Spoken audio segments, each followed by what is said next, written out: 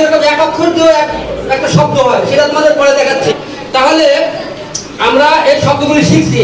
এখন একটা সেন্টেন্স আমরা দেখি, তাহলে কি বলো? I am a student.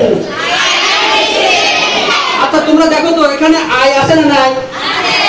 M আছে না নাই? A student. এবার খেয়াল করো এখানে কয়টা শব্দ আছে? সবাই দেখছো? আচ্ছা আই, এক আই দিয়ে এক শব্দ, এক আই দিয়ে। আই মানে কি বলো তো? আচ্ছা এম মানে হই, এ মানে কি? এখানে একজন, ঠিক আছে। আর স্টুডেন্ট মানে কি? তাহলে আমি হই একজন। তাহলে এই এ এক অক্ষর দিয়ে একটি শব্দ হয়েছে তো, আই এক অক্ষর দিয়ে একটি শব্দ হয়েছে তো, ঠিক না? ঠিক না? জোরে কও। You understand?